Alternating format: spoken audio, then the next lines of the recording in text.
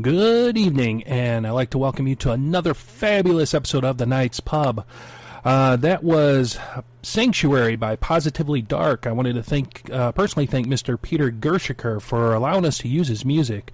That music is so beautiful, and it's actually free to download. Just please Google Positively Dark, and there's 2 albums and some singles that Peter has created and put up for free to download. The only thing he asks is that you just you give him some props and let him know especially if you're doing a video or like a show like this. I mean, we try to stick his name in there whenever we can, but, just wanted to say thank you, Peter, for allowing us to use his music.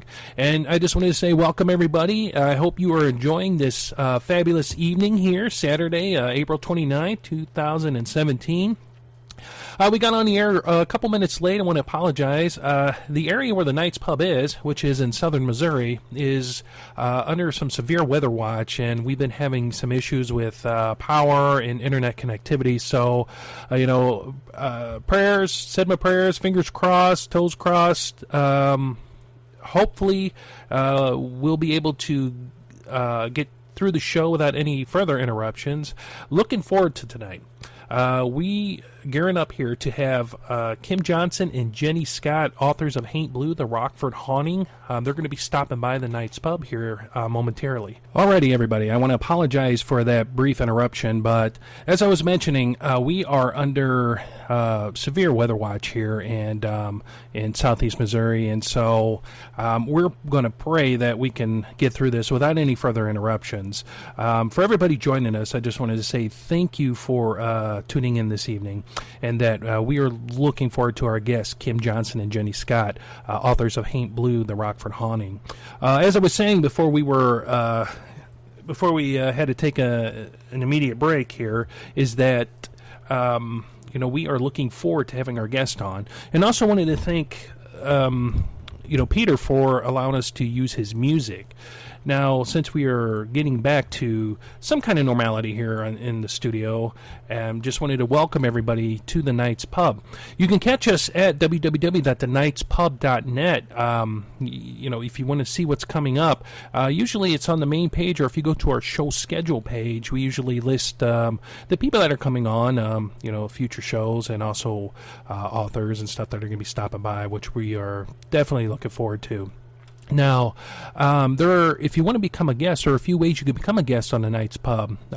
Please stop by our show schedule page, and there's a flyer there that's downloadable. You can download it, just kind of check out who we are and what we're all about, and definitely consider coming on the show.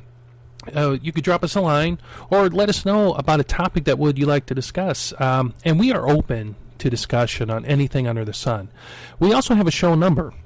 Now, since it is just me in the studio this evening, the phones will not be answered, but you can leave a voicemail. The phone number is 636-487-4258, or you can drop us a line at info@thenightspub.net. If you want to get a hold of Brother Stan, it is stan@thenightspub.net, or myself, Elliot, at thenightspub.net.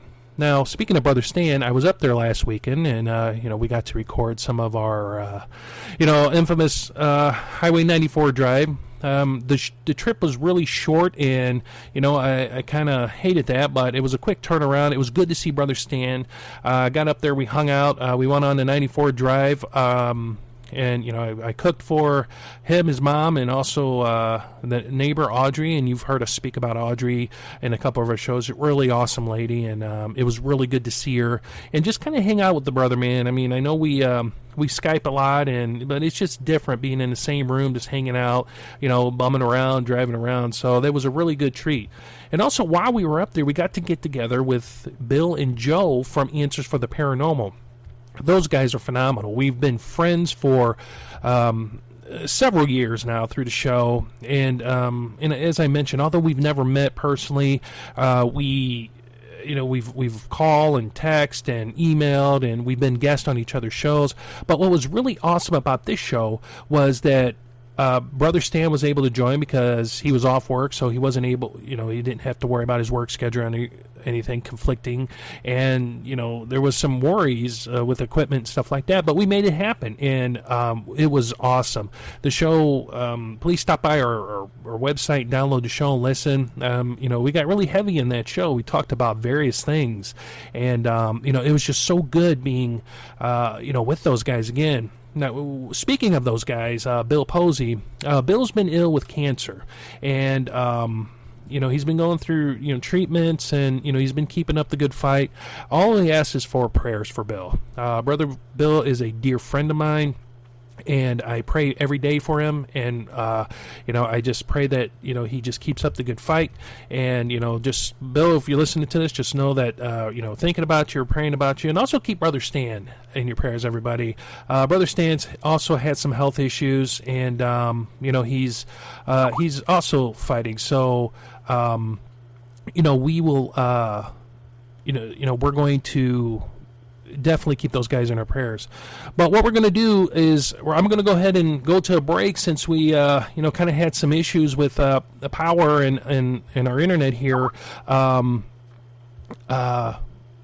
with our internet and stuff, so that I'm going to go ahead and get these ladies on, because we're kind of with all this mess here, we're kind of a little bit behind. So I tell you what, guys, what we're going to do is we're going to go ahead and we're going to take a break, and we will get back. So please stick around, enjoy the music, and we'll be right back.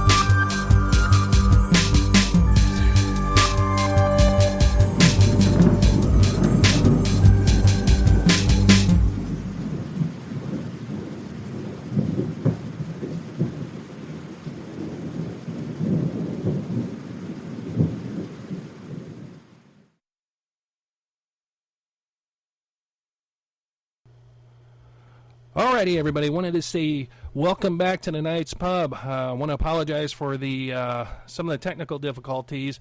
As I mentioned, and it probably didn't make it into the beginning of this show since we lost everything.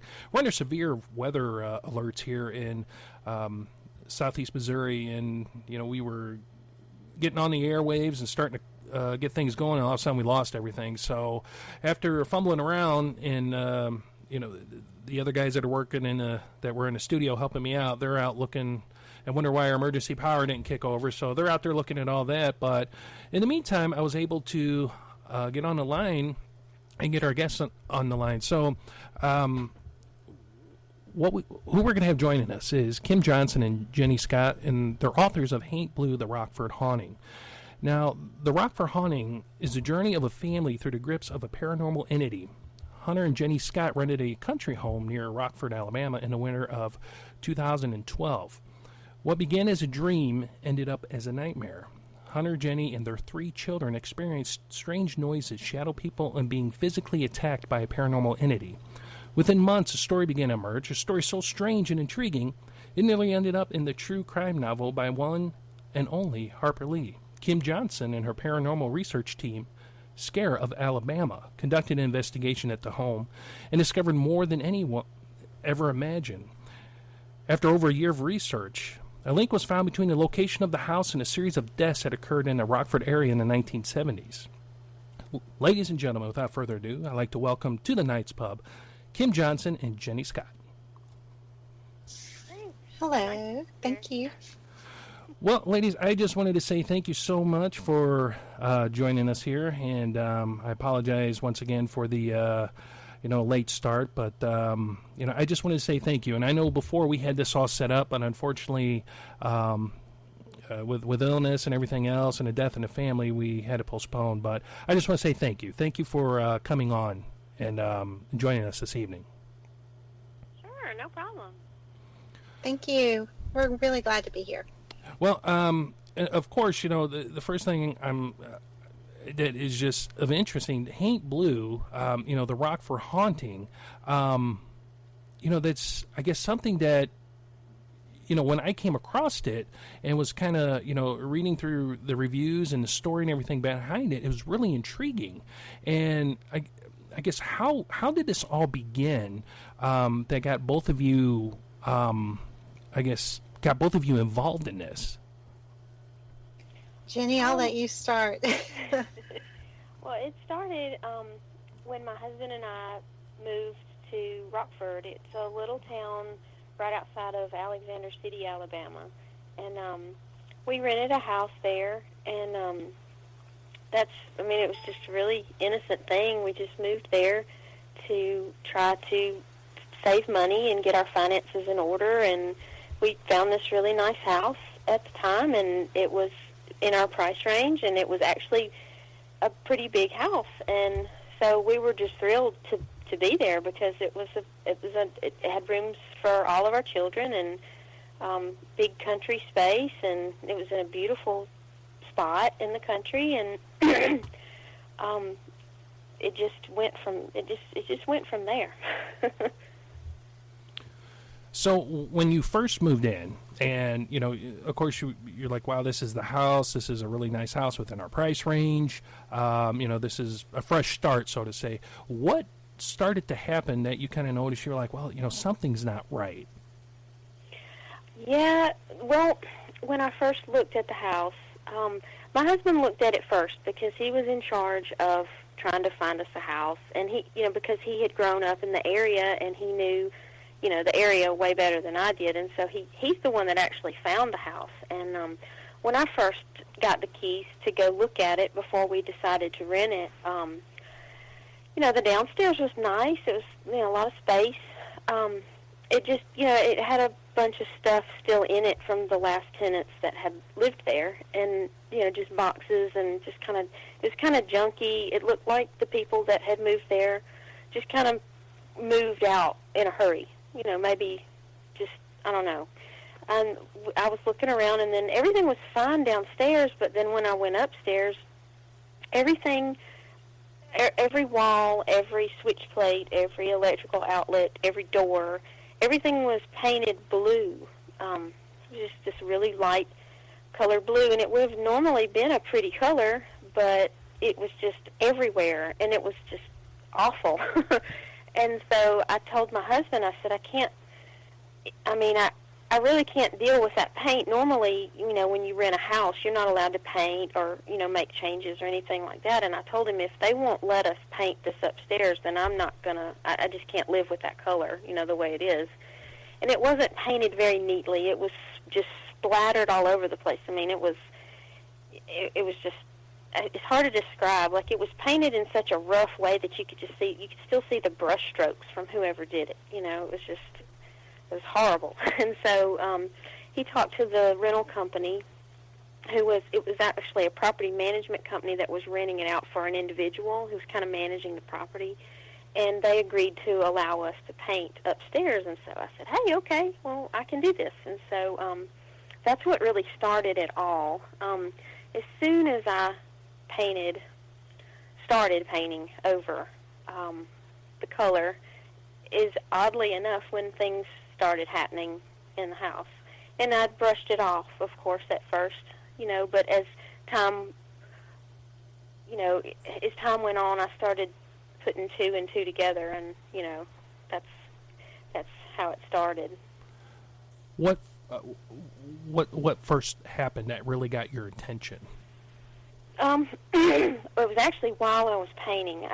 My mom was with me one particular day when I was painting upstairs, and my little daughter was with us, and she was downstairs kind of working on some stuff, and I was upstairs painting, and she was watching my baby daughter. And I took a break from painting, because it's very tiring to do that, because I had a whole upstairs 4-bedroom house to paint, and it was a big job. And so I took a break, and I went downstairs and decided to just get some fresh air, because all the paint fumes and everything. And so I went outside and walked around the backyard, and just kind of took a break. And when I turned around to walk back toward the house, I looked up. Something caught my eye, and I looked up into the upstairs window, and it looked like somebody was standing there.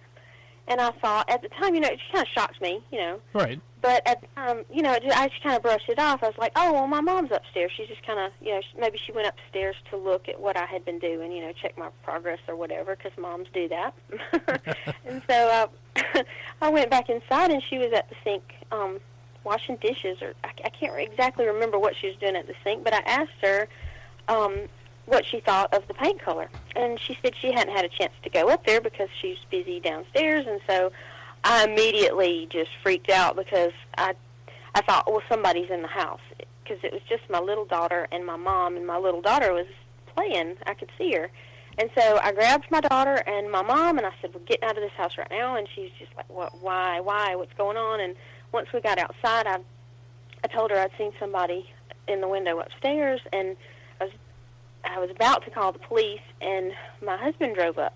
And I told him about it, and he went upstairs and looked around, and he said there was nobody up there. And so I just thought, okay, well, I know I saw somebody in the window. And I just thought, well, maybe they ran out, or maybe I'm tired. And, I just came up with all these excuses, And that's what I did every single time something happened. I tried to figure out, okay, well, what did I really see? I mean, I couldn't have seen that. It had to have some explanation. And that's just how I kind of, I just kind of handled it better that way, I guess, for a while at least. So after seeing the somebody in the upstairs, when, I guess, was that the beginning of when everything started to happen?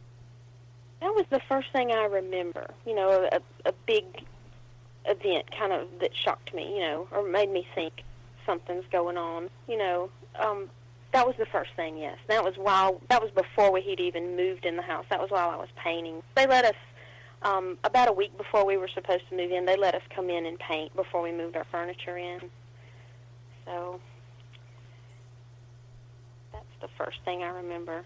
And when you guys, so you kind of brushed it off, was like, well, you could be seeing things. I mean, because I know, I live in a very old farmhouse, and I've been there working, and we do have a resident spirit here, actually here in the studio and also at home, at my home. And when I first moved into that home, it was kind of a similar experience. I heard my name or saw some things, and you kind of brush it off, especially, as I was painting.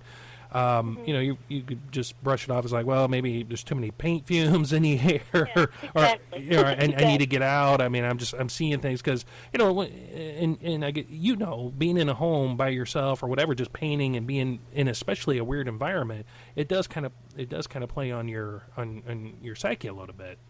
Exactly. So you guys move in, you get everything in.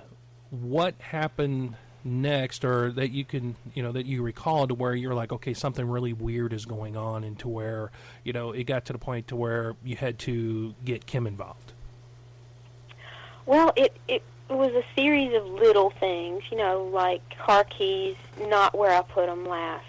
And, my little daughter at the time, she was like 15 months old, and she couldn't, there's not a whole lot she could do.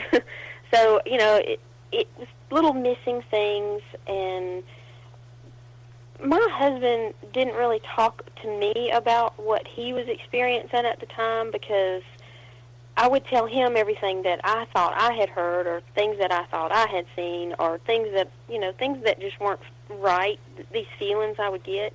And I would tell him about it, and he would just brush it off. Well, you're just tired, because my daughter was so little at the time. We still kind of got up at night sometimes. And so another thing is that we had one car in our family, and my husband would take it to work every day. So I was essentially there all the time by myself with my daughter. So it was just me and her. And so the bulk of the experience was things that I had experienced. And I would tell him about it, and he just wouldn't believe me, or he just kind of brush it off. And I thought, that made me feel even more alone. And then, that kind of pitted us kind of against each other. He wanted me to really like this house and be happy. And, I'm in this house by myself all the time, and I'm not happy, and things are happening. And so we were kind of at each other's, we're just kind of a lot of arguments and things that just, we'd never done that kind of thing before. We'd never really argued like that. And the next thing that I remember, the next big thing I think I remember is the radio situation. We had a radio system in the house. It was kind of like an intercom system, and it was not in every single room in the house, but it was upstairs and downstairs. And you could play the radio downstairs, and it would, you could make it go through all throughout the house. And so one day I had gone grocery shopping with my children, and I had come home, and as soon as I walked in the door, I heard the radio going, and it was just this really loud, just music that I wouldn't normally listen to. I've listened to heavy metal before in my life, but not this kind of metal. This was like just hardcore, what I would describe as death metal. And it scared me because, this intercom system would only pick up a few channels, really, because we lived in kind of an in-between zone in the country. It would pick up public radio, which I listened to a lot. I listened to classical music and Christian music, and we would sometimes listen to just the regular radio pop music or whatever.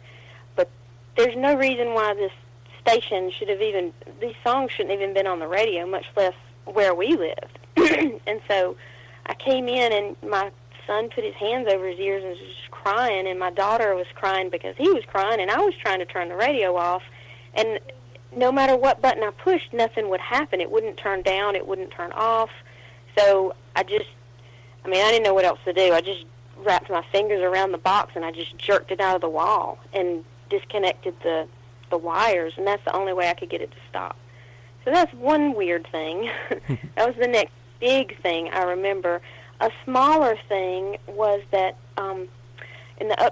at night, I would put my daughter to bed, and sometimes my husband would work late, 10 or 11 o'clock at night is pretty late for me, and he would work, and so I would be there by myself with my daughter, and she would be in bed, and just about every night at the same time, I would hear something like there was a railing on the top of the house and like this balcony, and I would hear something like an animal. It sounded just like an animal, like a cat maybe, would jump from the railing down to the balcony and just run across the balcony. And we had motion sensor lights on the outside of the house, and I got used to seeing those things go on and off because we lived in the country and there's dogs and deer and whatever, and it would go off periodically, but whatever this was, it didn't set the motion sensor off. And so I never did see what it was, and never could find any evidence of any animal being up there. I could just hear the sound of it.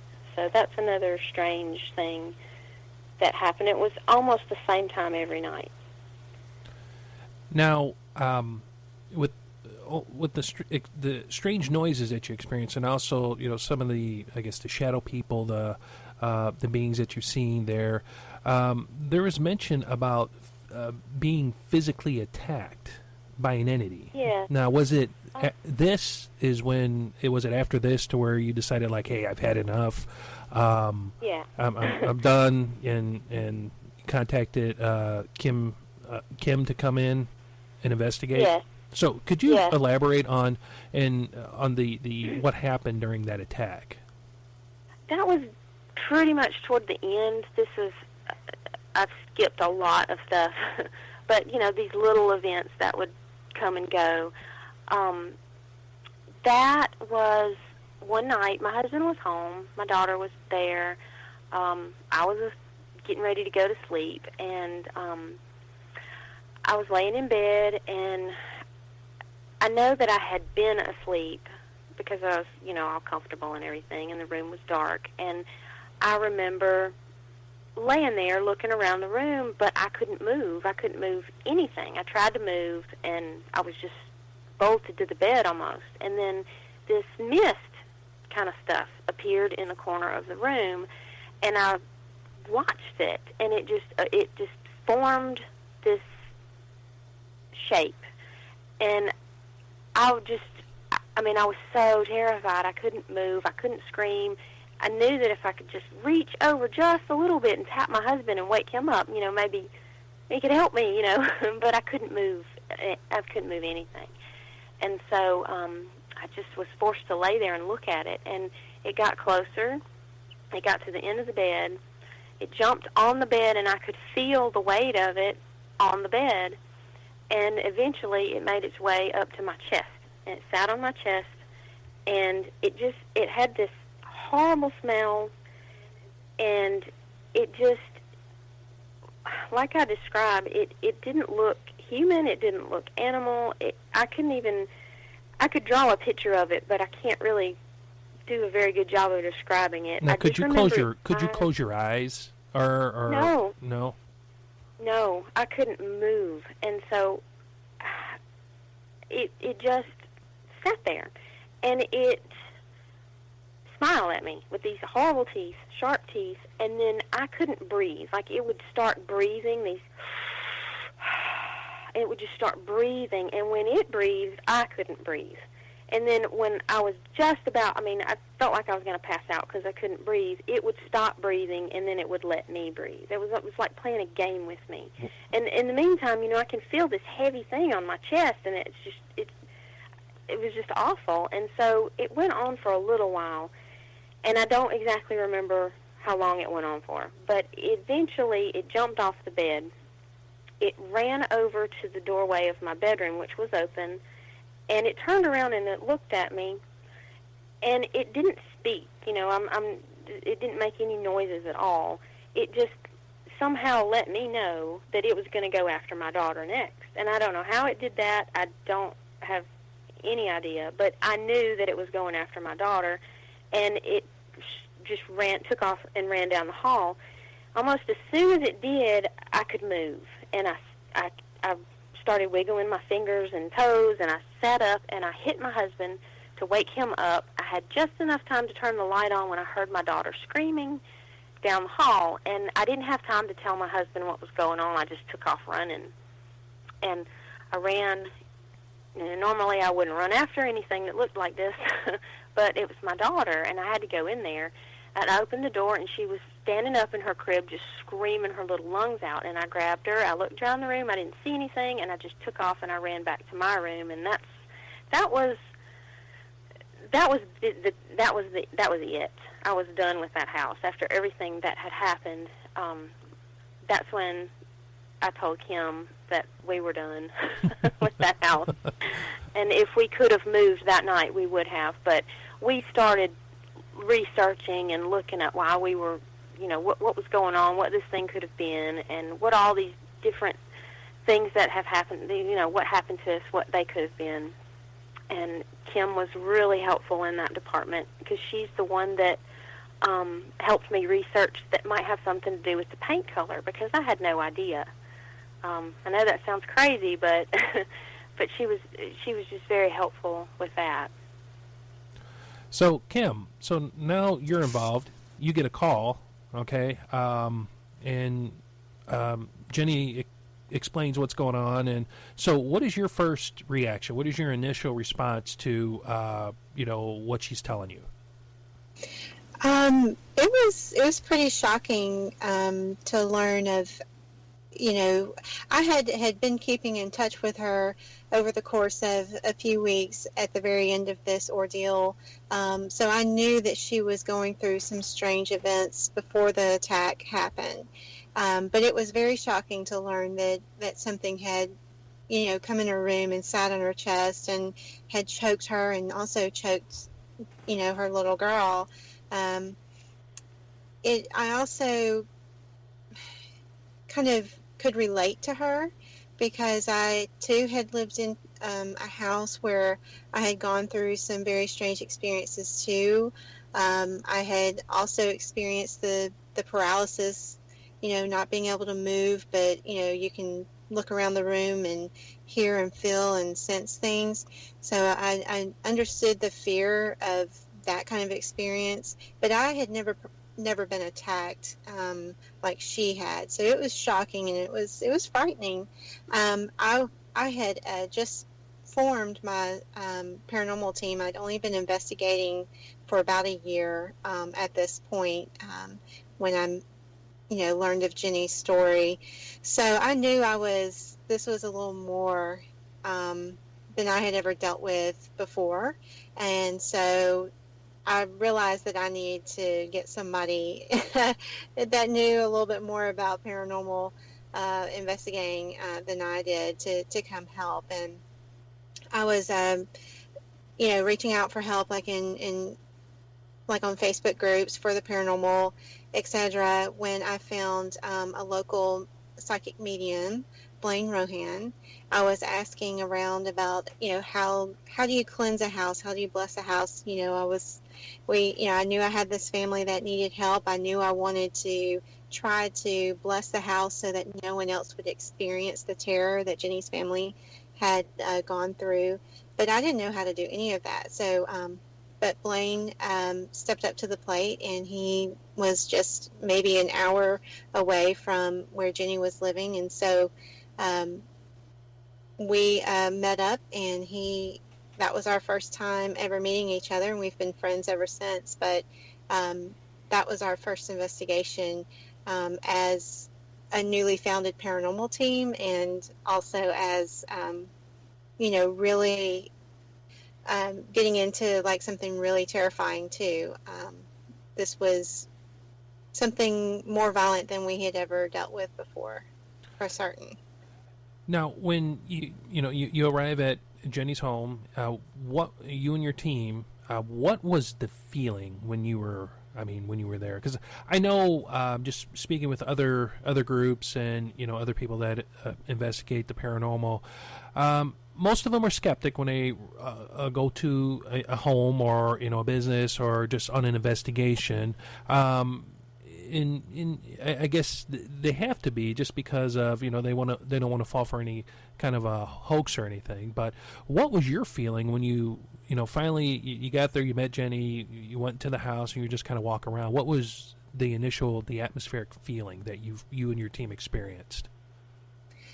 Well, I felt that Jenny was very credible. We had been, back and forth over the course of a few weeks. I believed her story. It like I said, I could relate in many ways to the things that she was going through and her family were going through. And just talking to her and Hunter, they had no reason to make this story up. So I felt, first of all, my initial impression was that they were very credible people. And I didn't doubt what they were telling me. I just wanted to figure out what could be the cause. But walking around the house, before I even entered the house, I stood outside just waiting for the other team members to come. And I noticed that there was this very irritating electrical type of shock feeling just going over my skin. Like I just wanted to brush it away, but I couldn't. Wow. So there was a very strange energy there that I couldn't explain, something I'd never really experienced before or even since that investigation. We couldn't, our cell phones, even though we all had 4 or 5 bars, we couldn't make calls, we couldn't send and receive text messages.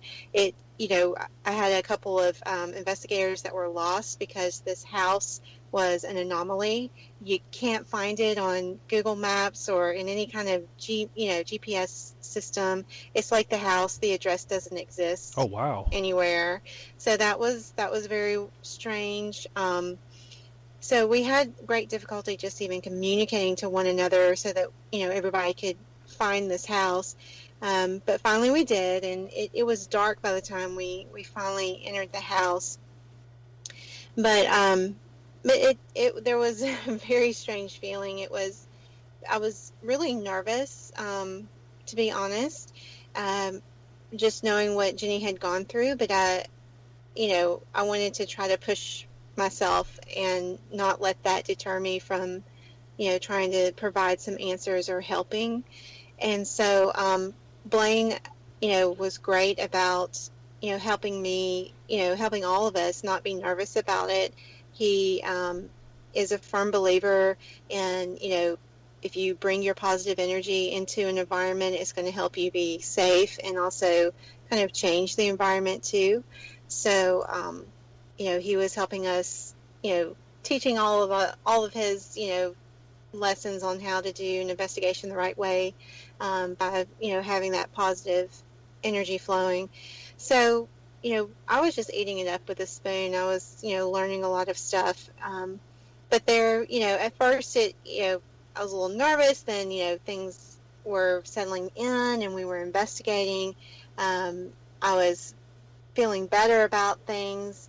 And then we turn on the spirit box and we start hearing this really evil voice come through. And so I started getting kind of nervous again, just hearing some of those voices that were coming through. They wanted to sound demonic, I think. They were trying to scare us. Yeah, I have no doubt that they were definitely trying to scare us. And I don't know what their intentions were, but it was definitely to get us out of that house, because I think they just wanted it to themselves. But there was multiple spirits there. Some were not bad. And even Jenny's son, who, came to the house on a couple of occasions, had seen a little boy spirit there.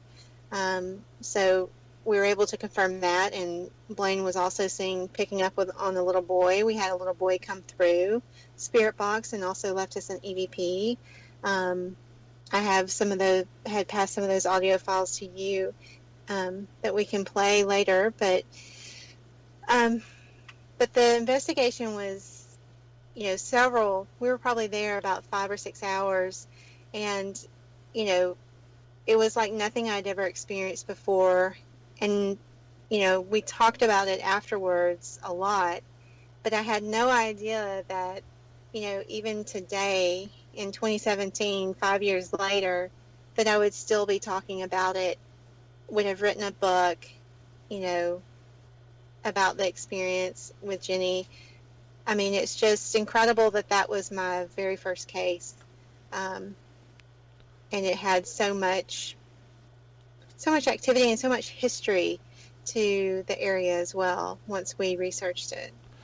Now, Kim, you had mentioned, when you were in there that you used a spirit box. Now, for our listeners who are unaware what a spirit box is or what it does, can you briefly describe, that instrument? Sure, it's just an AM/FM radio that's been modified specifically for paranormal research. And the theory behind it is well, it's been modified so that it sweeps radio stations very quickly. So my spirit box has several different speed settings, but I think at the highest rate you can hit 4 stations in 1 second. So it's going extremely fast, and it just creates a lot of static. And the theory is that the spirits can use that white noise and that static to come through and speak and answer questions or tell us things in real time as we're, conducting an investigation. So that's what we were using. We were also just using our voice recorders and video cameras. So we ended up with evidence, mostly on our audio, because I had one video camera that was turned off, I discovered after only a few minutes, and I caught an EVP on it right before it was cut off. It sounded like, a spirit, telling us to F off, and then the camera goes dead. So, we had some technical difficulties, but we had an incredible amount of audio evidence when we were done reviewing everything. Wow, that's incredible. And speaking of technical difficulties, one of our guys that come in and help record a show, he just kind of whispered in my ear that whenever we have investigators such as yourself or people that have had experiences such as you and Jenny have had, we always have issues. It's from either power or software glitch or something, and I just don't think that it's a coincidence that maybe your story or whatever. I think this thing can just, and maybe this is just me thinking wildly, but I think some entities or whatever they are just don't want to be known. I mean, just this don't want the experience to be known. Because it's no coincidence that the stuff like this happened. I mean, yes, we do have the severe weather, but it's just, we've had all kinds of issues. Just speaking with you guys, and when Blaine and yourself was in there. Now, Jenny, when they were in there walking around, were you there as well with your family, or? No. No. I left the keys in the garage on like this little carport area near the entrance to the house, and I told Kim, I can't do this. I can't be there. So that was the day that we had moved almost everything out, and so I kind of felt bad not being there, but at the same time, I didn't want to be there and see anything. I just wanted it over with, as far as I was concerned. I just wanted to get the heck out of there, and just kind of turned it over to them. And I did not go back inside the house after that was, well, yes, I did. I went back to vacuum, but I had people with me. But, I was just done. I was done with the house, and I didn't want to be part of the investigation. So, and I felt really guilty about opening that up to them. I knew what I had experienced and what I had felt, and I felt guilty having people come in and go through with that. But no, I was not there. Now, and of course, Kim had sent me some EVPs that we'll try to get to here in the show, a few of them. Now, were you privy to listen to any of those? I'm okay with it. I'll probably, take my ear away from the phone for a little bit. But even to this day, when Kim and her team did the reveal to me and Hunter a couple of months after they did the investigation, and I listened to the audio files, they just really affected me. And for some reason or another, if I hear them, they still do kind of affect me. Okay. So Okay. Well, I mean, I'm it's if we'll get to, I mean, if we get to them, I'll warn you. Okay. We're not trying to set you up or anything. Okay. So, Kim, so you're in the house with Blaine, and what is his initial impression of? So Jenny and the family, they're gone, and you guys are there, your team's there, and I have to admit, with these EVPs, when you sent them, I was listening to it with a couple of guys in the studio. They were pretty unnerving. A few of them were, and it's just kind of one of those, oh my God, I hope I never hear this myself type of deal. Yeah, it was. Yeah, I mean, Blaine does a great job at trying to keep things lighthearted, but and fun. But yeah, there was definitely some intense moments at that investigation, and I haven't heard anything that I can think of since then in the last 5 years that was anywhere as sinister as some of those clips that I had sent you that we'll share. But as far as what he was picking up on, he initially, when I first arrived, he was the first one there, and he was standing outside. He didn't go in yet. He said he picked up on the two spirits that were the troublemakers at this house, and they were African American. They were brothers, and he believed that one of their names was John, and maybe the other one was Joseph. He said they both had died violently. One had been shot, and the other one perhaps had died through some kind of strangulation. And of course, I'm very skeptic of Blaine initially because this is my first time meeting him. I tend to be a little skeptical anyway of things, even though I had been through a lot myself and experienced a lot myself. I still, am skeptical. So I was just taking mental notes and thinking, okay, yeah, well, I don't know if that's true or not, but maybe something will, validate that. So he felt that the two brothers were the troublemakers, and they were wanting to get rid of Jenny's family, and they took great, pleasure in frightening people away from the home that they didn't want there. He also picked up on the presence of a woman that was there, and I think I mentioned already a little boy named Mark is what he felt his name was, and even Mark came through the spirit box and told us his name was Mark to validate. So that was very interesting. So that's what Blaine was picking up on. Wow, that's incredible. And I guess it's when you guys were there,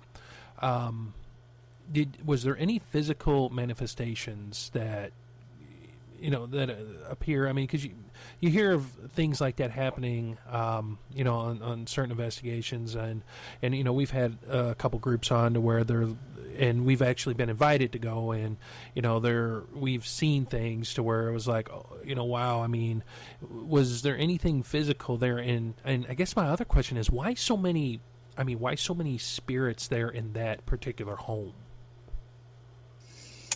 That's a great question. I don't know why there's so many there. The history of the land probably had a lot to do with it.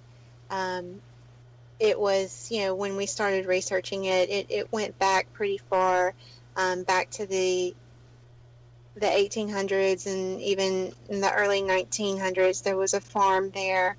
So the land itself went back, the history of it and the people who lived there went back pretty far in time. So I guess, that could be, the answer to why there's so many spirits there.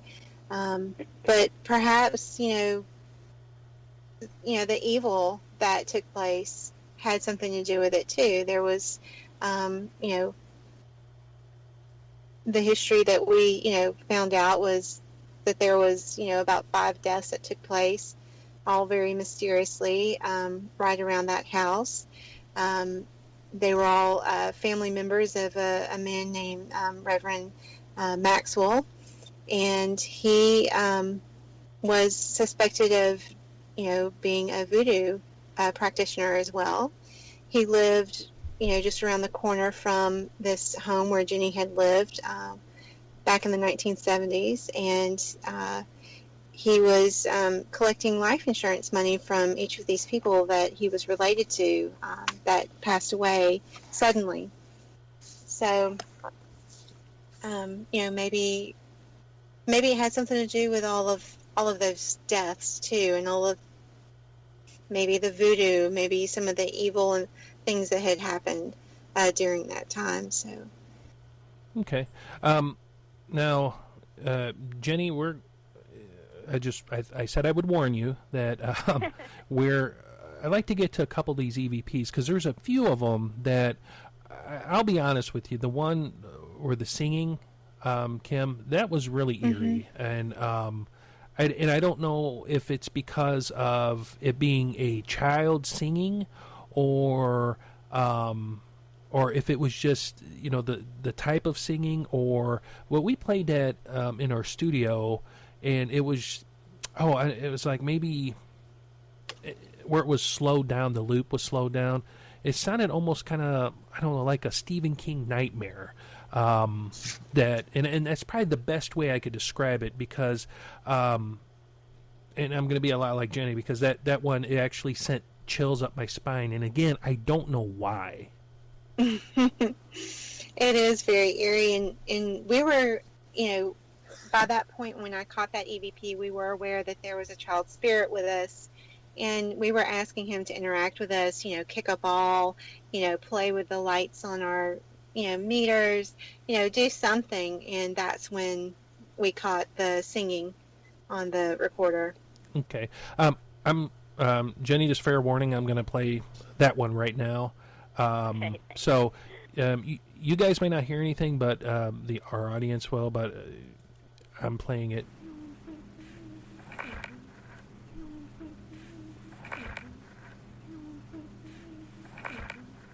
So during that that singing, Kim, what were you doing? Or, and of course, again, EVPs, just for our audience, was this something that you could hear, or just while you were there recording, or is this when you went back to analyze all the data is when you caught it? It was when we went back to analyze all the data. In the book, I write it. It's hard to write about EVPs, so in the book, I explain it like we did hear it with our own ears, but it was, in fact, an EVP we caught on recording. Now, on one of the EVPs, and it was specifically the one where I guess the evil spirit was named John, and it tells you guys why he choked Jenny and her daughter over the spirit box. Now, again, this is something that you found when you were analyzing the data, but when you heard that, you heard this on a spirit box. So yeah, we did. This was like live, live while it was scanning the channels. Mm-hmm. So what was your initial reaction when you guys heard that? I was ticked off. That made me mad, and I thought he said funny.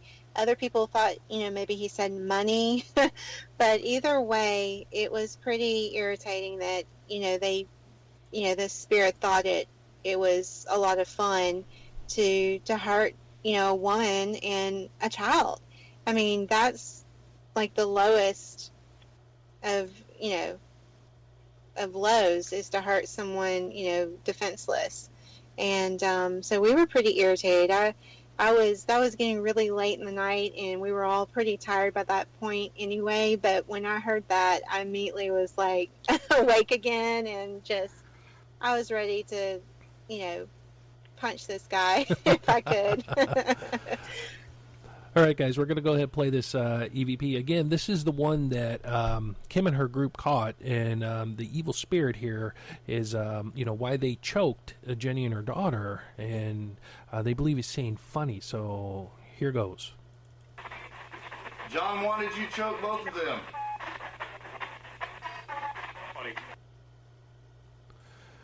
Wow, first off, that's incredible. I mean, that you were able to receive that on the spirit box, and I've only had little exposure to it. So,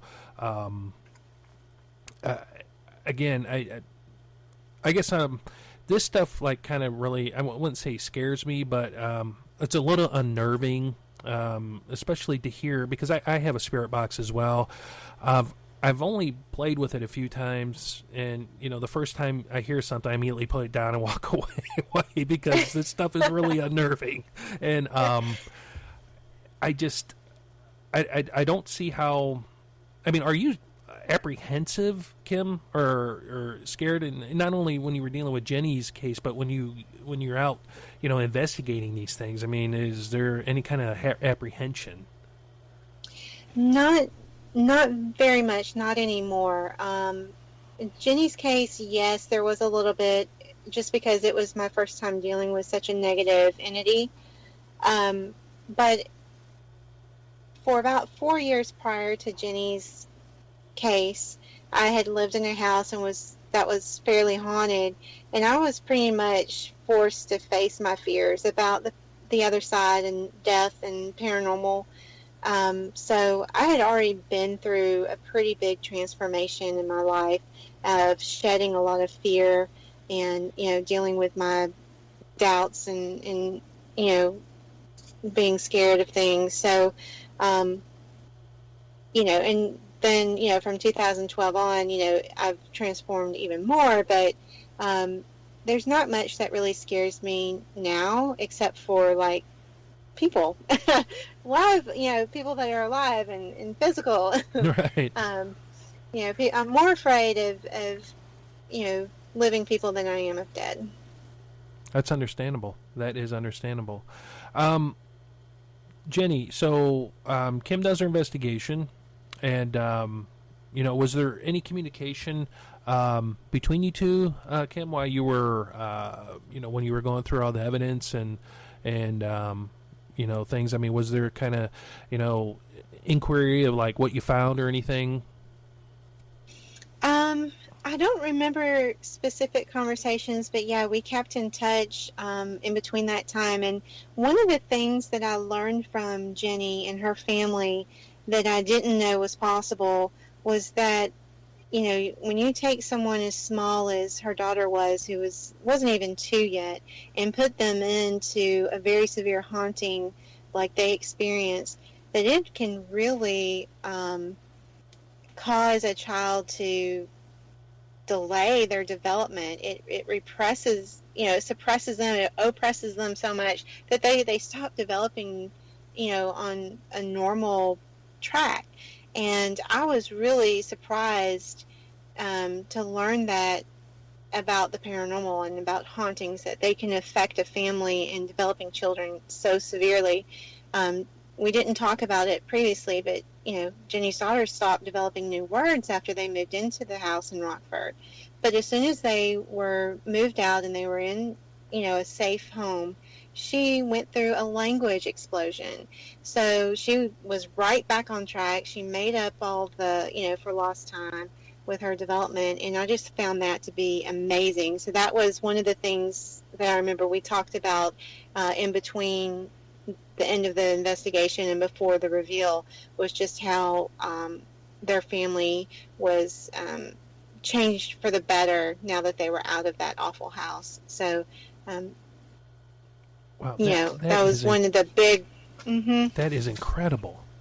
Mm-hmm. So after the investigation, Jenny, what were your next moves? I mean, what happened next to where obviously you're like, this is done, we're out of this house, but as you mentioned earlier that you couldn't go.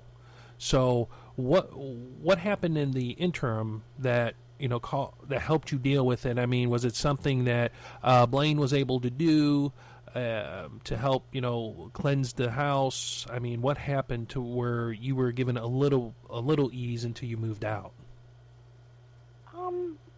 Well, that was our very last night in the house. Well, the last when I turned the keys over to Kim, we were done. Oh, okay. And so other than going back and making sure everything was cleaned out of the house and the house was cleaned up, I didn't go back. And, after a couple of months later when Kim and her team did the reveal, we listened to their findings, and we were amazed that they were able to catch so much stuff. And so, after that, we just kind of closed the door on it, and we were just happy to be out, and I was fully ready to put it completely behind us. One thing that I didn't mention before, which was kind of a big thing, was that my son was afraid of mirrors. He developed this fear of mirrors while we were at the house. He'd never been afraid of mirrors before, and while we lived in the house, we had to cover mirrors. In also any reflective surface, like doorknobs or the front of the stove, we had to drape, like a towel over the front of it so he couldn't see reflections.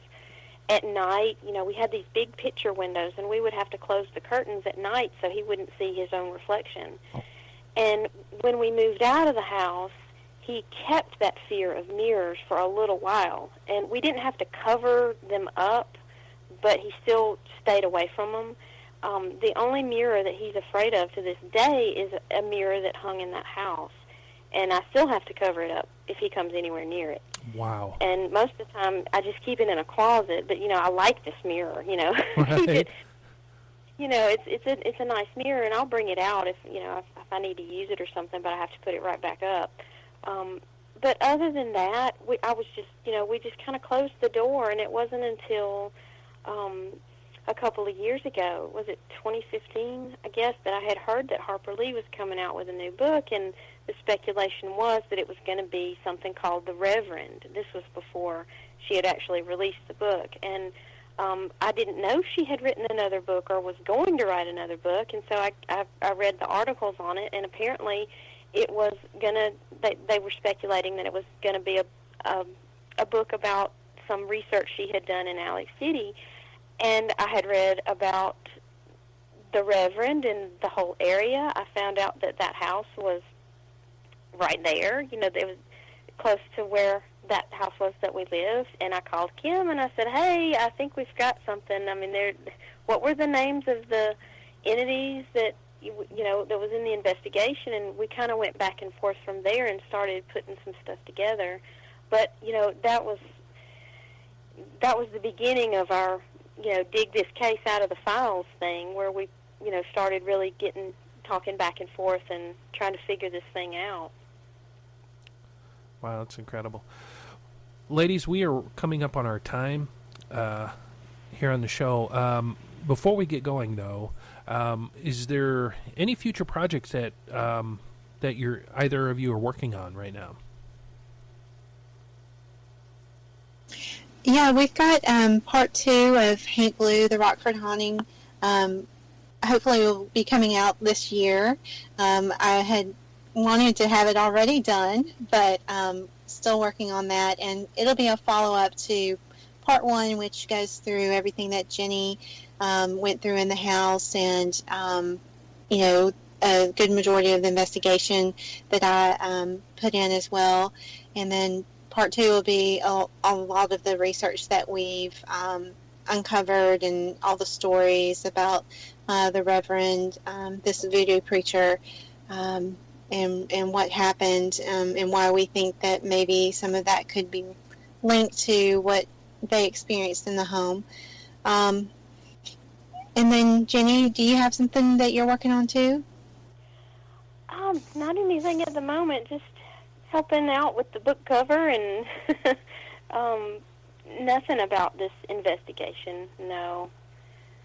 Well, ladies, I just, just sitting back and listening to Jenny, what you went through. I could never imagine, going through what you went through.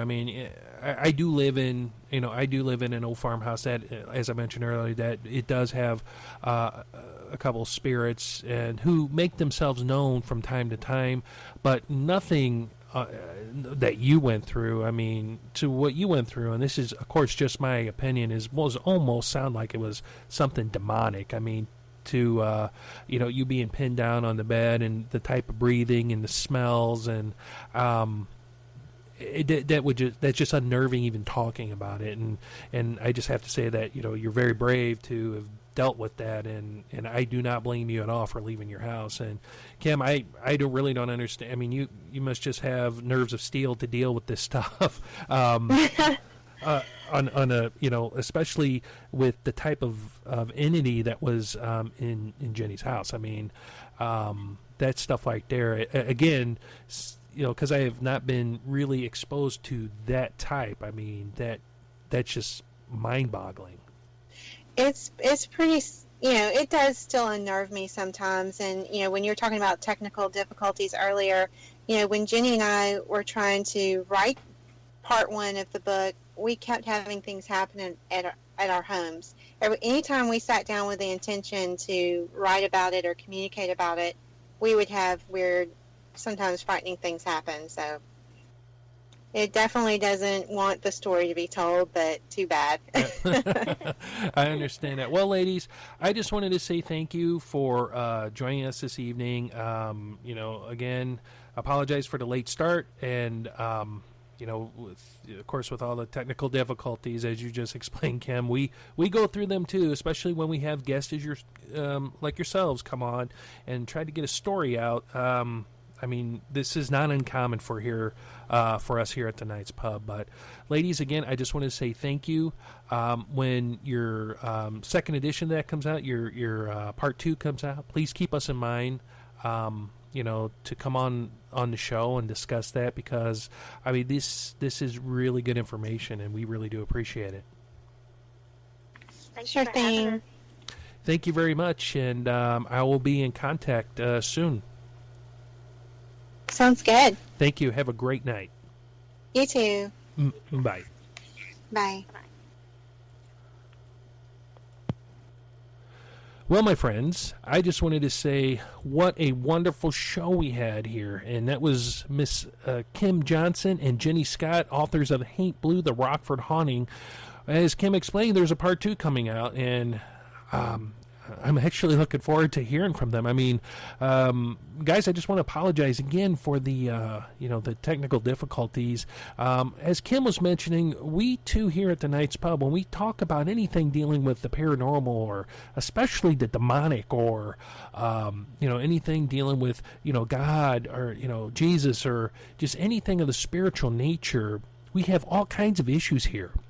And again, we're going through some weather here, but my God, it just it's a never-ending thing. So, but my friends, we're about to get out of here. But before we go, please do Kim and Jenny a favor. Stop by their website, www.haintbluehaunting.com.